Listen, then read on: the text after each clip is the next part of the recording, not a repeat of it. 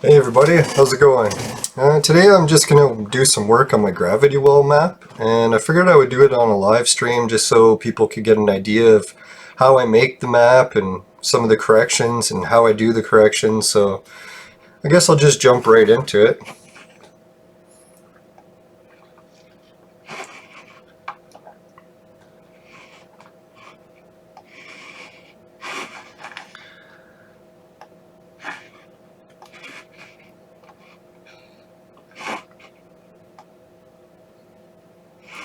Alright, here you can see what the gravity well map looks like from a distance.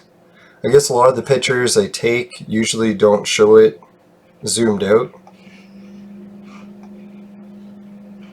And I'll try not to go too fast when I'm doing this so people get a better idea. And so you don't get nauseous. Yeah, you can see that from this line here, I guess that would be the equator line. Yeah, if you take the equator line, you'll see that there's a lot of triangle patterns that end up forming. And these triangles just happen to match the shape of the continents. It's one of the reasons that I think this field or ley lines is actually gravity well lines, just because how accurately it's shaping the planet. Like you can see up at the North Pole, it's really outlining the different shapes very accurately. So I don't know, when you look at the standard globe and you look at the North Pole, do the lines really outline the shape of it very well? Not really, right? Because it's a circle. But the lines on this one definitely seem to make it different. I think it looks more accurate. Now here I was thinking it was pretty interesting that each gravity well seems to have made a big indent in the continent. Like here it made the one for the Gulf of Mexico. Here it made the one for the Great Lakes. And the Great Lakes history has really changed a lot over the past few decades. I know I live in the Great Lakes area, so our schools have been teaching us about it for I guess for me about over 30 years. And what they used to say for the Great Lakes was that all these lakes here formed after the Ice Age, and that was what they would tell us in school for years and years.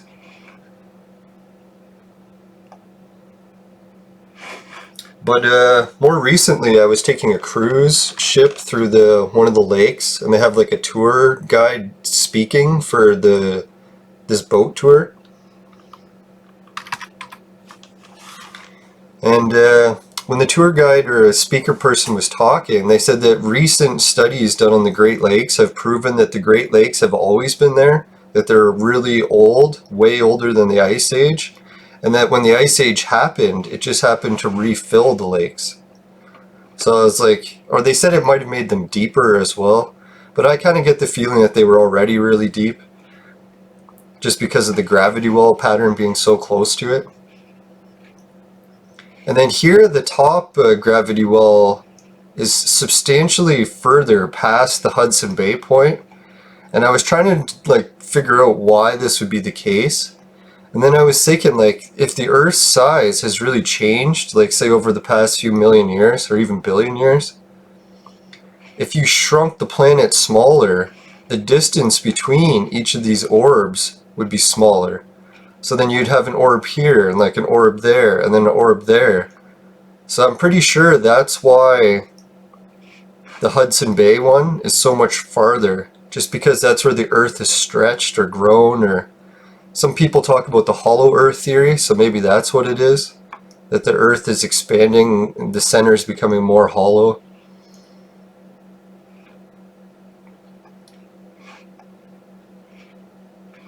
And just judging by the round portion here, I would say that's a pretty good indication that the gravity well used to be there.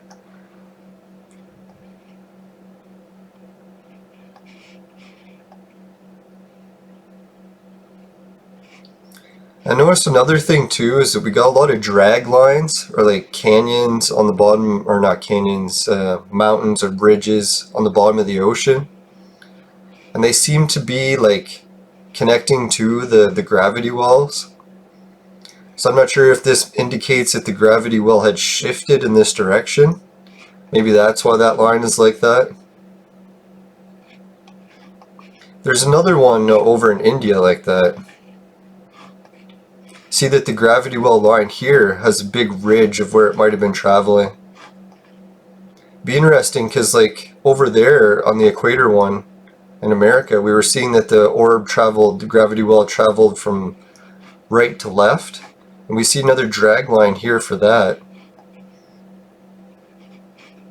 Yeah, it looks like the orb used to be there. It's been traveling up and down on this path.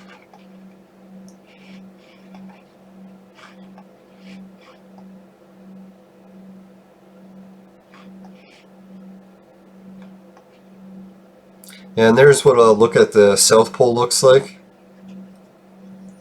You can see the gravity well field here managed to shape the planet or the landmass pretty well as well.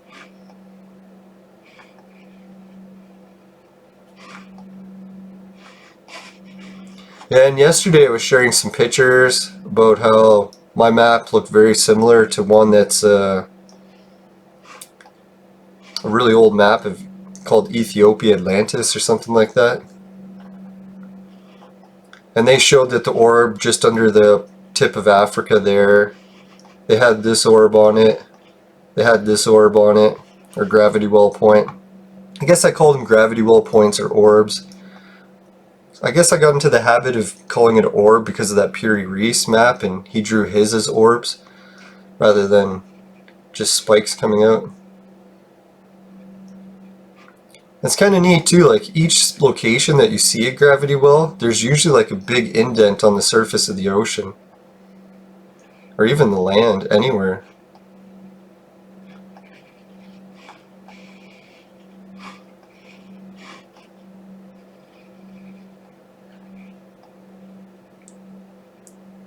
Now I thought it was interesting too, this line here that goes from the tip of South America. Oh no, that's the one. The blue line there.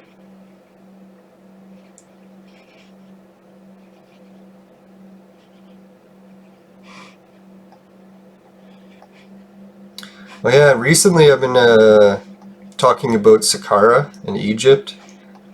I'll just explain the gravity well that I have there.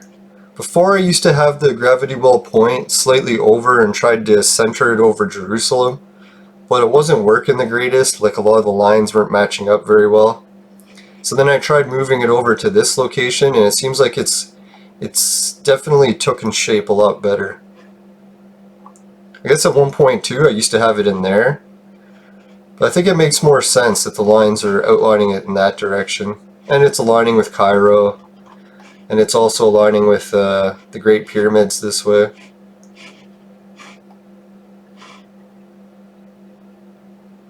Ah, there they are.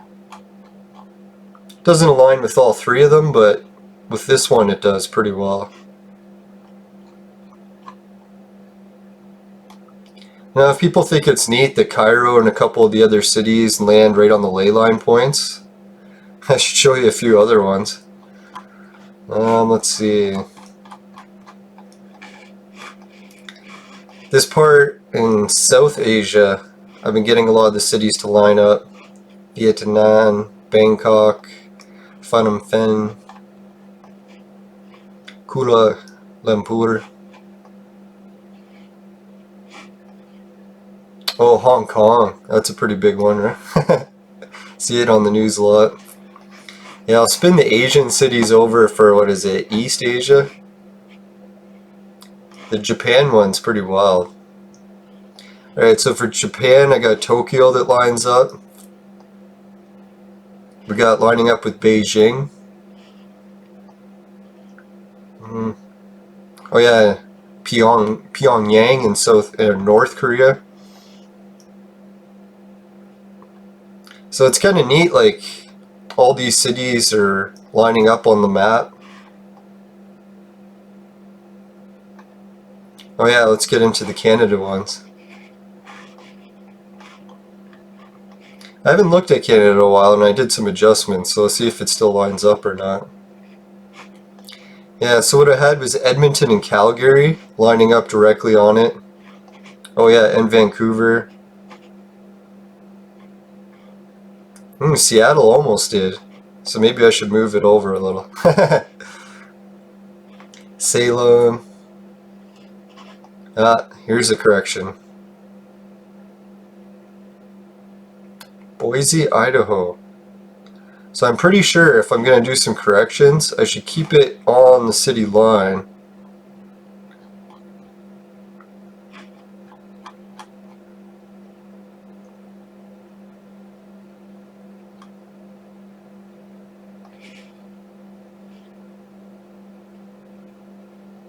See, when I do corrections, all I have to do is click on one of the lines. Or usually I try to double click the land, then click a line. And then I have to pick which one I want to move. And it's like a Rubik's Cube, really. Like, if you move the wrong one, it's going to fuck up the other parts of it, so... Oh, Joseph Francis is watching. Hey man, how's it going? Thanks for tuning in.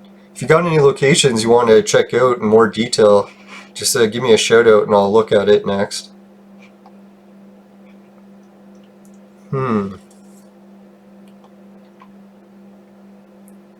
Yeah, so that one looks a little bit off that direction. It's like, really, I'm tempted to move the yellow line, but usually I don't like to move the yellow lines because they're the ones that I have the most accurate, I believe. So then I try to move the red and blue ones. Let's try it. That's one irritating thing about this map I found, that, or I guess it's not the map, but Google itself. A lot of times when I click to do an adjustment, it'll spin away to the opposite side or like way far away from where I'm working. I'm not sure why it does that, but if anyone knows how to prevent Google Earth from doing that, it would definitely save me some time. What I started doing is double clicking near it before I make the adjustment to try to like tell the program that I'm working in this area and I don't want it to spin away. Ah, fuck. It's funny too, like sometimes you go to do the adjustment and you forget which spot you were working on, and it's like a challenge to find it on the map again.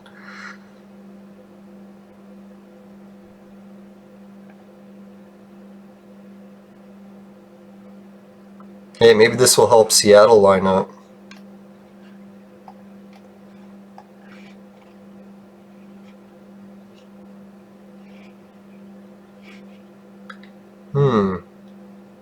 Don't see the red dot. Oh, there it is.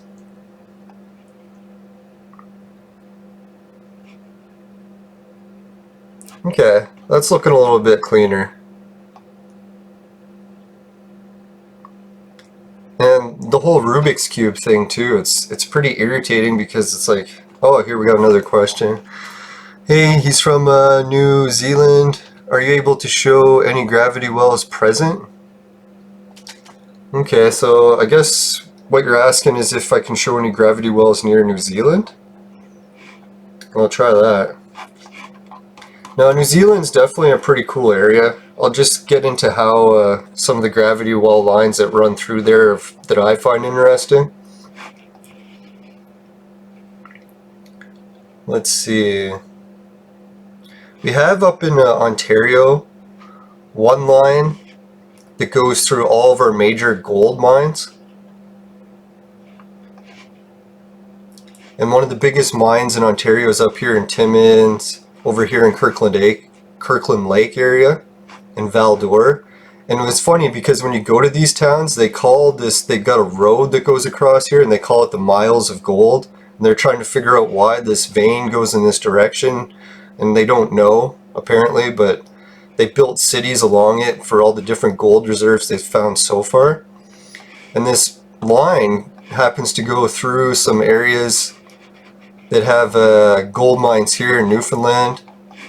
Then I tracked it, and when it goes through Africa, it's got a lot of the major gold mines in Africa that it happens to pass through. Also the gold mines in Madagascar. And then getting to where we were talking about, gets into some of the gold mine areas around New Zealand, Tasmania. Yeah, I think Tasmania was the one that had the gold. So I guess not technically New Zealand, because that's still another location, but yeah, I guess I'll show you the gravity well here for New Zealand. I've got in my show archive a whole one about Zealandia. I guess the continent used to be way bigger before the oceans rose. You can see the outline of the continent there. And I thought it was neat because a lot of the ley line patterns outline that as well. Like they have this one circle area around it.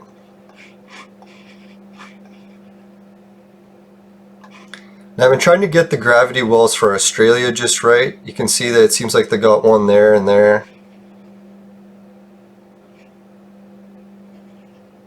Oh, and if you wanted to see some pretty wild stuff too, maybe I'll turn on some of the other data for New Zealand. Here on my map, what I can turn on is different things like earthquakes, activity, the plate boundaries. So I'll throw on some of that next. You can see the way the plate boundaries go. They usually bounce from one gravity well center to the next.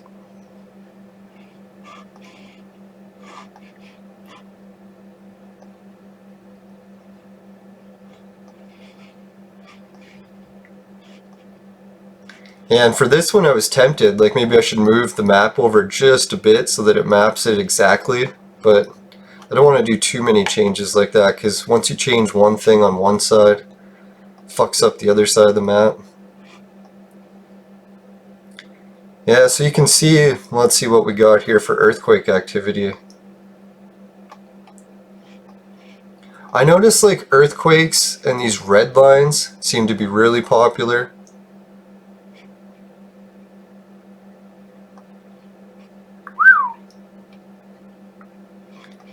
Yeah, where's another example of that?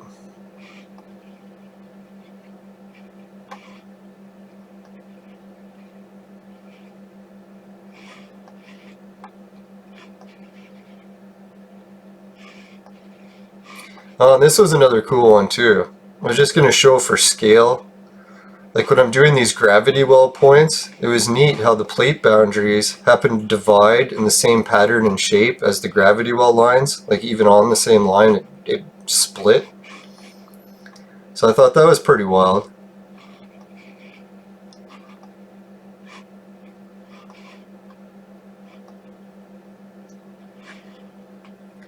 Yeah, maybe what I'll do next too, show New Zealand.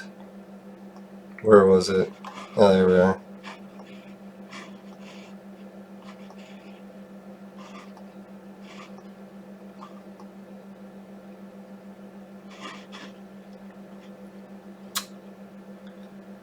Red, yellow. So I find the gravity well map looks a lot more interesting if you turn off some of the fields. Because if you have all the fields turned on, it kind of complicates it, makes it harder to see.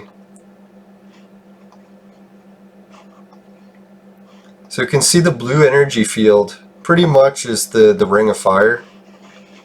It outlines the boundary of it. Yep, no problem. So yeah, that's what the blue field looks like, and I think that's pretty wild, right? It just so happens to be the ring of fire.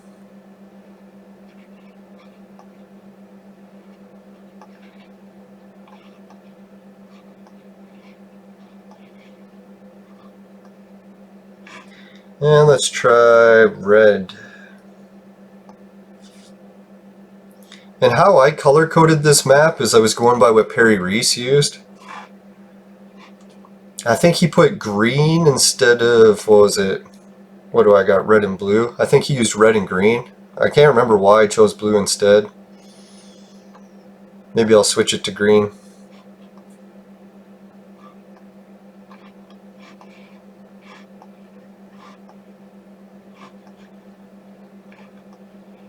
Yeah, why did I want to bring up the red? Oh yeah, I was going to show the red for South America. It seems like South America and the red field have a lot in common. It's like the red field definitely helped outline the shape of the continent more than the blue fields did.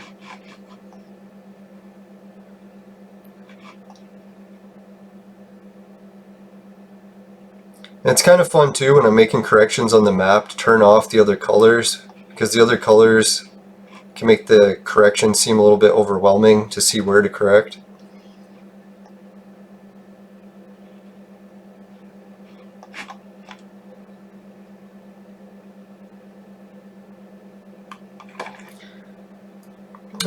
Which ones did I want to show next?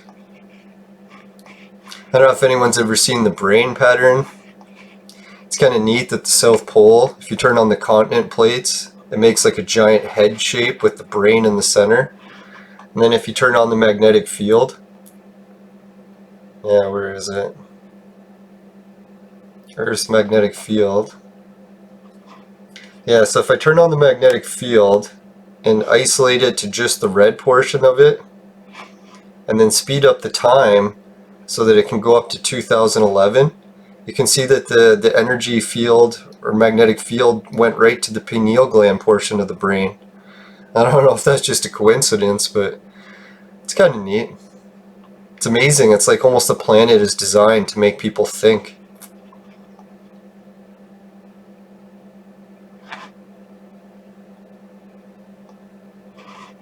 Well, I guess I'll turn, or maybe I'll leave those ones.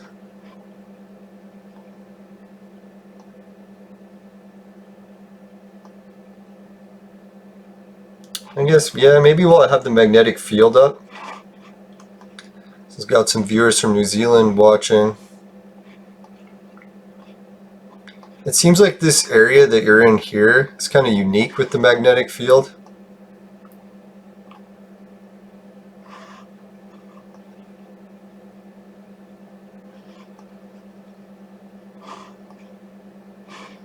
Now I really wish the magnetic field data had more recent, like it only goes up to the year 2012. Not sure why they ended it there, but it was the great end, I guess, in 2012. Or maybe they're just gonna update the information soon. Right, well anyways, I guess I'll get back into showing some of the different city alignments. That was kind of fun. Blue, yellow, red. Yeah, so the city alignments in Asia were pretty sick. Covered the ones in Canada, Asia.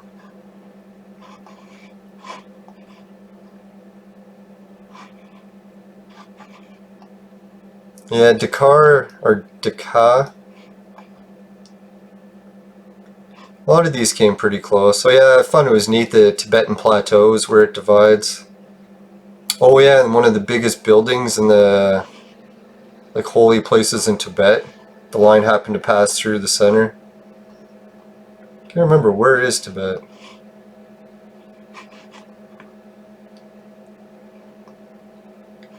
It says Tibet, but I don't see any cities there.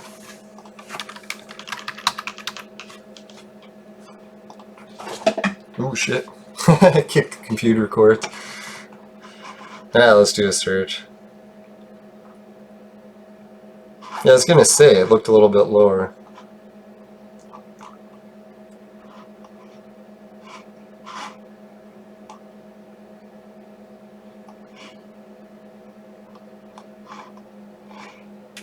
I'm getting too confused to look at that part.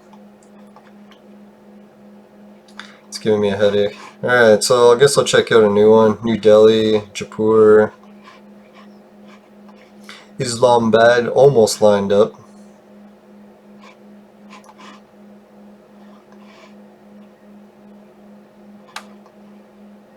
Yes, Abu Dhabi came pretty close. Now some of these ones that came off just by like a hair off, I'm almost thinking of adjusting the map so it fits it, but I don't want to do it too much just because I got a lot of the other places correct already.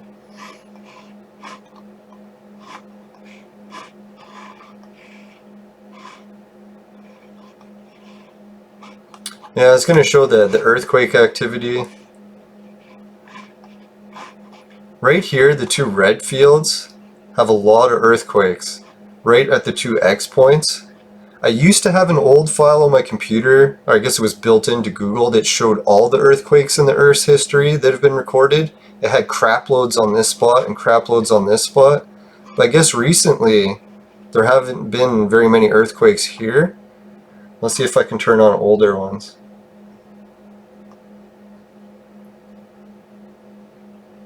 No, that did nothing. Now if anyone has a link to a file that shows all the earthquakes again, like I'm hoping that someone will recreate it. I'm not sure why Google took it away. I know some schools, I was reading the forums and people were complaining saying, hey Google, you had the coolest feature showing all the earthquakes in Earth's history, why did you remove it? It's like we're not allowed to look at the history of Earth's earthquakes, I guess. Maybe they don't want it mapped so that people can't see where it's lining up on different ley lines. Oh, so Montana has earthquake activity. I didn't even know that, eh? Now one of my friends on Facebook, Julie Ryder, she does some awesome work on the megaliths in Montana. She didn't give the exact locations for where they are, so I don't really know if the lines are lining up on them or not. Maybe. That's the thing, I guess people talk about keeping locations a secret so that it doesn't get destroyed, but half the time if you keep it a secret, it's just going to get destroyed anyways, so I don't know. To me it seems like more sense to tell people where it is and study it, but like there's always going to be the chance it's going to be destroyed. It's not like telling people, I guess it increases the risk of it, but sometimes you have to take a risk to no pain, no gain, right? And really the whole Earth is going to be destroyed one day, so it's not like all these things are going to last for eternity.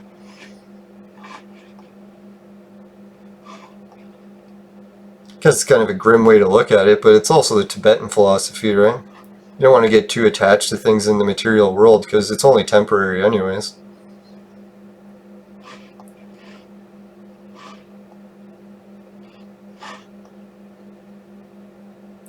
Yeah, so I guess maybe instead of looking around, I'll just work on some more corrections.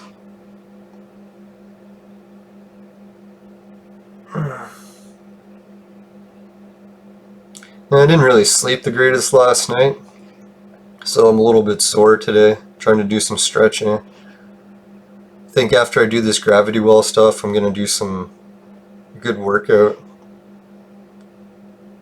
San Jose. Yeah, Mexico aligned a little bit. Oh yeah, I was going to show the earthquake field in the red lines.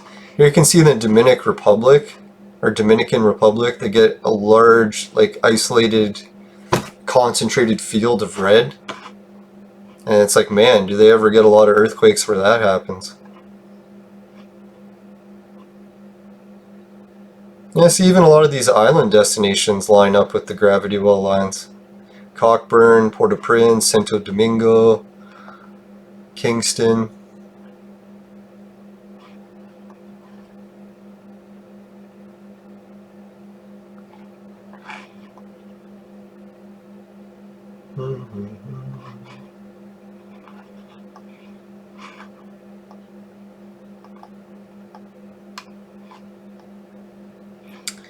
Man, it's so irritating. I wish the Google would just stay where you clicked. I don't understand like what was involved with the programming that they decided to make it move automatically to somewhere you're not working. I don't know if it's just something I'm doing wrong when I'm using Google or if it's just really bad programming. I guess I shouldn't knock it, it's an amazing software, but it's definitely got room for improvement.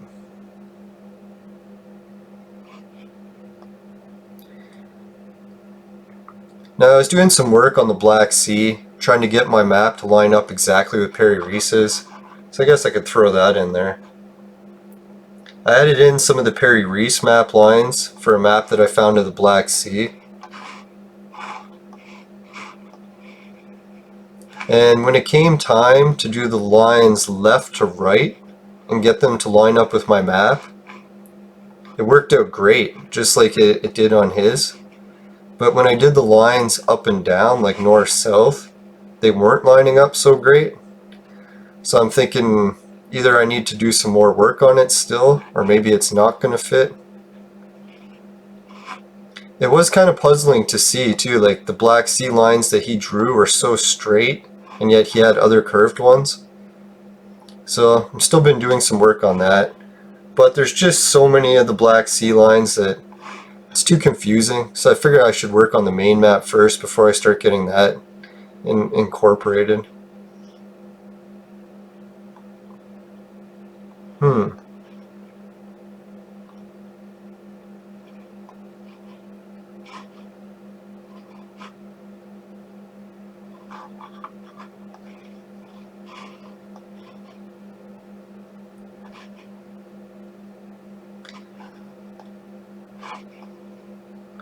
Yeah, it's kind of neat. You get that V-shaped pattern for that too.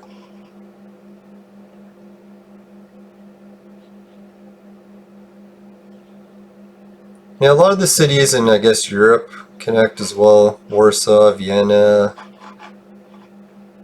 whatever that place is, Bern. Yeah, Lisbon in Portugal. That's one where a lot of the gravity lines seem to connect on.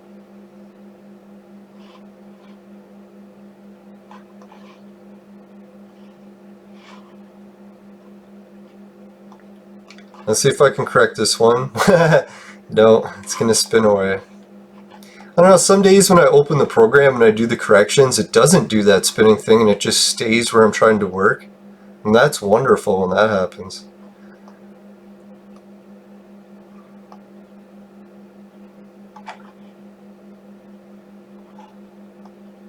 Yeah, the city alignments here I really loved. The Ottawa connection, Toronto, New York, Washington. The Washington one's pretty funny because it connects all the way, was it to Edmonton, I believe? So I never knew that Edmonton and Washington are on the same ley line. Then if you follow that Washington line all the way down to this location, this major gravity well, this is the one that the Germans believed was Atlantis and ended up getting named the Schwabenland Seamount. I did a whole episode on it. So it's neat that Atlantis, Washington, Edmonton, all in the same ley line.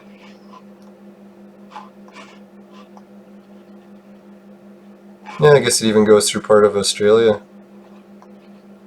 They're slacking. Didn't build any cities where they're supposed to. They needed one here. And I'm surprised Australia is so barren in some locations. I guess North America is like so densely populated with cities. It just looks weird.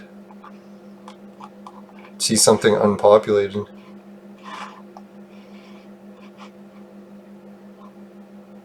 Ah, the Papua New Guinea.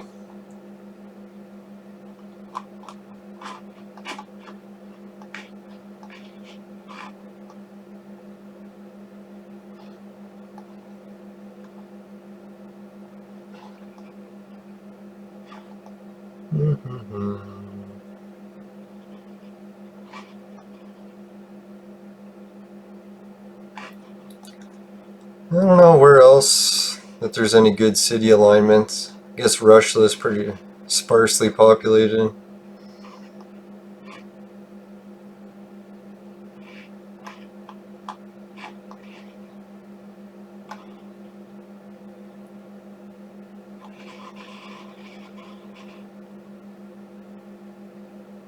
Huh.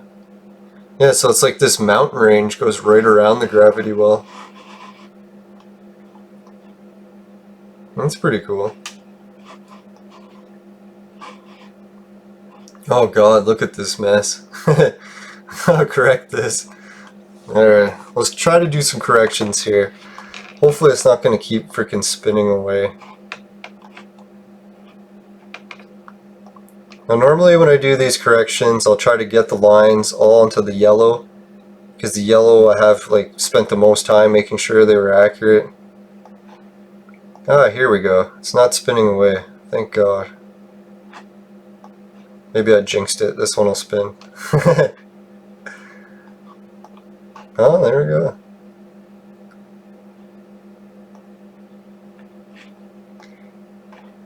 And drawing all these lines with Google Earth is a little bit confusing because they have a toolbar that's called drawing lines, but what do you know, that doesn't work for drawing lines. You have to use one called adding a path, and then adding a path is what you can do to draw lines. I don't even see, why is that not there?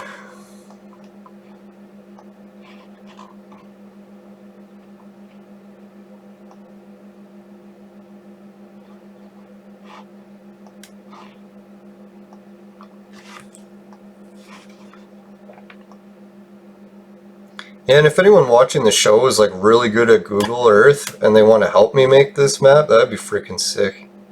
Like, I've basically been working on it by myself the entire time, and I suck at Google Earth, so fuck, if someone was good at Google Earth and was working on this, it would probably be going a lot smoother. Not probably, it definitely would. But I figure, hell, teach myself how to use Google Earth, why not? Yeah, some of these lines are like really fucked up. I noticed when I was doing it, I got some lines crossed, so I ended up changing the path when it got to the orb spot, so I'll have to fix those ones. It's one thing with having so many lines on the map, it makes it easy to get confused. Technically, Perry Reese's map has double the lines. I didn't even bother trying to do that. I just cut the lines in half and made it. Maybe one day if I finish this version, I'll add the other half, but I don't see it happening anytime soon. Probably not in my lifetime.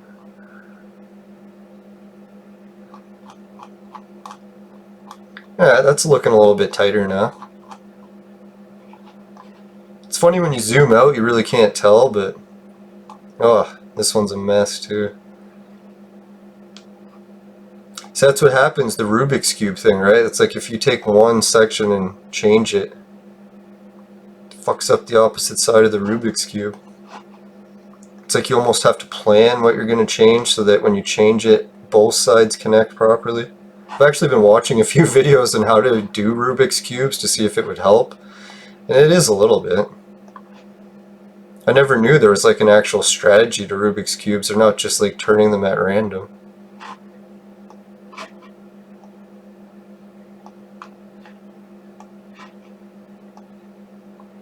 There's a really cool channel on Hideout TV where this guy's like a pro at Rubik's Cubes. He races to see how fast he can solve giant ones. It's pretty cool.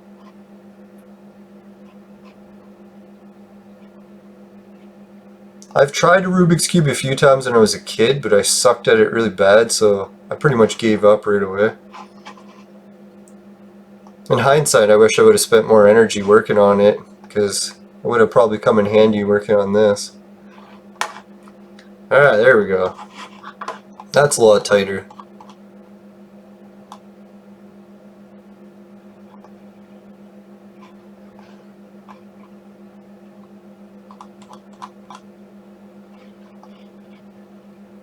Alright, that's starting to look pretty good. Now, people have been asking if I can release the KMZ, or KML file, or whatever it's called.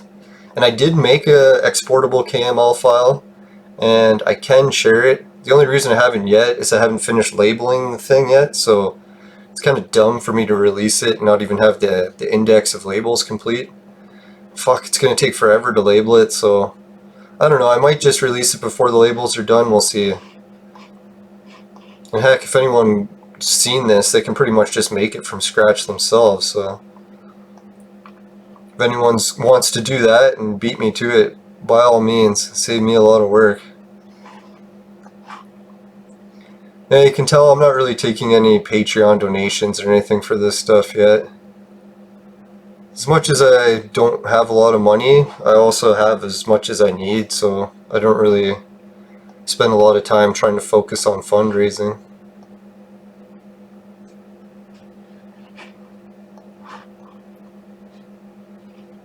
Now, I live a pretty simple life.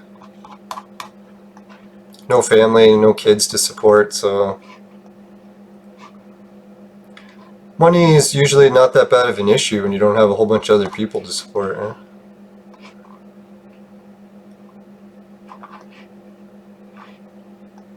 No, I can imagine that if I had like kids and a family, I wouldn't have even had time to work on this map, so I guess it's all for the best. I was actually planning on trying to start a family and stuff, but it just didn't work out. Sometimes things are for the better. It's funny, when you're younger, you think that you really want to have kids bad, but then the older you get, you start to realize that, holy shit, it's like not having kids was actually not that bad after all. Especially if you've ever had a concussion and you get a chance to deal with loud noise sensitivity. Can't imagine parents that have had concussions. It must be a fucking nightmare.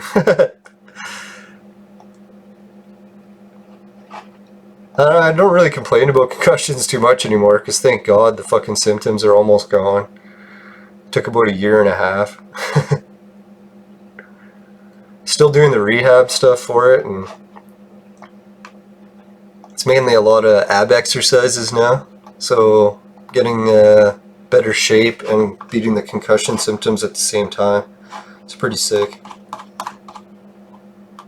Alright, that one looks better.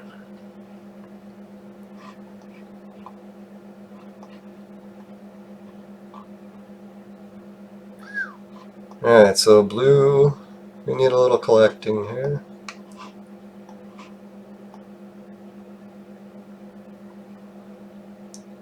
There we go, that looks better.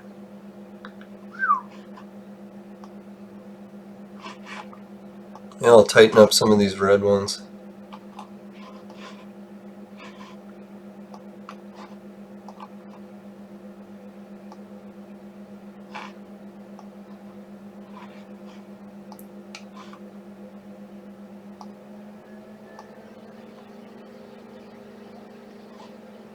Oh, I see. This blue one needs tightening. Oh, son of a... That's funny, actually. I know some of the employees that work at Google. I play disc golf with them, so maybe I should ask them, be like, hey guys, can you tighten up a little bit of the software for Google? Fuck, now I forget which orb I was working on. Oh yeah, it was this one over here. Yeah, there it is. Now even my short-term memory issues are starting to correct a little bit, so thank God. Well, it's like once you have a concussion for 1 year and you still haven't healed, you start to like wonder, is this ever going to heal? So if anyone's going through concussions, like hang in there, keep doing the rehab. May seem like a waste of time, but even if it doesn't help your concussion... Ooh, I just got a message that someone wants to buy some of my stuff on Kijiji. So I guess I should wrap this one up pretty soon. Now usually on Kijiji what I like to do is buy and resell stuff. Sometimes I'll pick up rare stuff at garage sales and resell it. Some of the ads I got posted right now, selling some old video game stuff. Got a bunch of Nintendo DS consoles.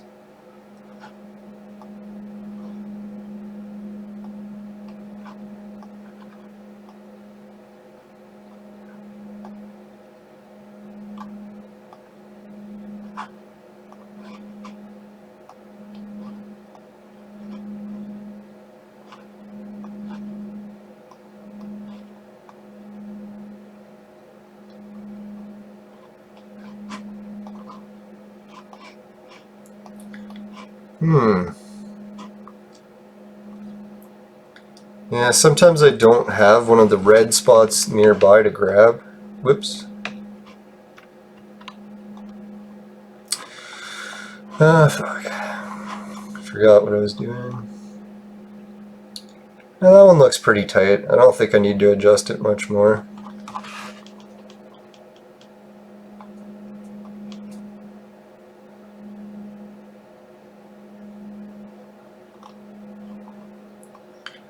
Alright, now I'm getting turned around. Oh, there it is.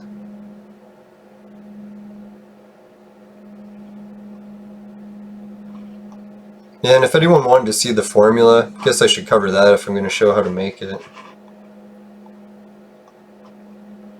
Like, I don't know if the ancient people, when they drew this map the first time, trying to like guess how they did it, because I pretty much just made it from scratch myself too. Like, I had help somewhat from checking up leyline maps, but a lot of the other leyline maps aren't the same as mine, so it's not like I copied them identically. Just got the general feel for how to make one. Let's see. Turn off major earthquakes. There, is that everything?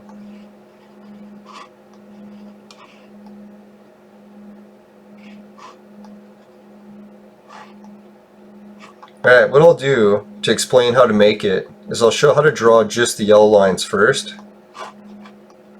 So here's what the ley line map looks like with just the yellow lines. And as you can probably tell, this line here is the equator. So the equator line is already part of this map, which makes it easier. Like, I think if ancient people were able to calculate where the equator was, then they already had one of the lines for this map. And then the other lines that you can calculate using the sun is, let's see, view grid, is the Cancer lines and the tropic line. So basically you have to take a measurement from the equator, or it's not a measurement, it's where they track the sun. So the sun passes over a point at a certain time of the year so they can measure where the tropic line is.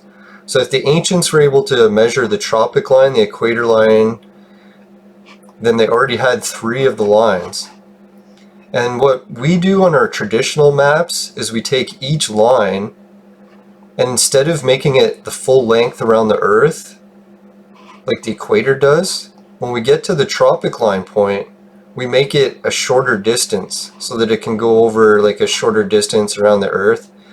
But what I did differently to make my map is you take the Tropic of Cancer point, instead of making the line shorter to cut off like the top of the globe, make it a full line, the same length as the equator. And then that's how you get my lines.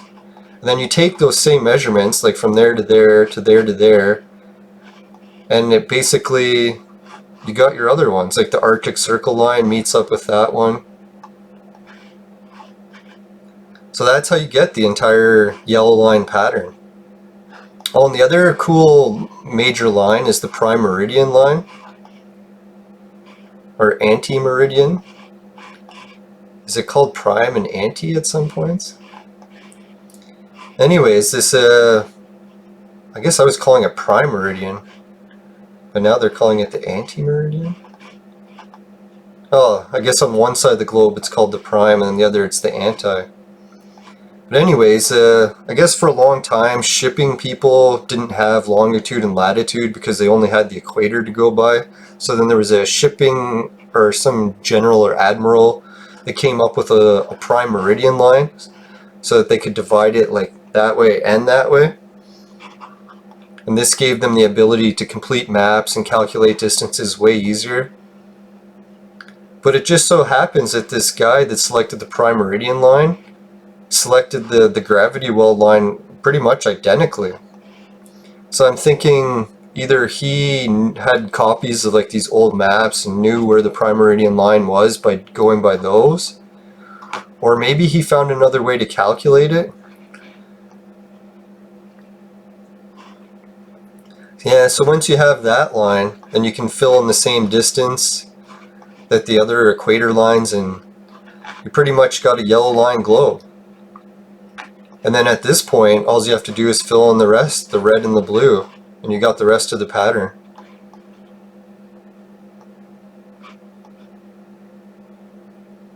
So it's not really that difficult of a map to make. Like, pretty much anyone can make it with this basic of a formula, right?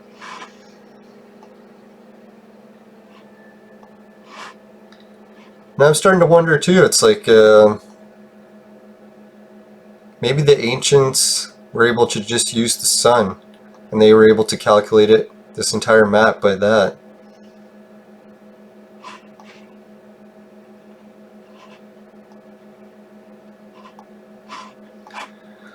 Alright, well, thanks everyone for watching the ley lines live, or Gravity Well Lines, Gravity Well Live. I think that's what I called this show. And I'm going to keep trying to do some more live episodes while I'm doing the corrections so people can see how I make the map. It's nothing like magic where I'm like making up lines and putting them wherever I want. It's like, it's pretty much the earth itself is telling you where to put the lines by the calculations of the prime meridians, the tropic lines, the equator.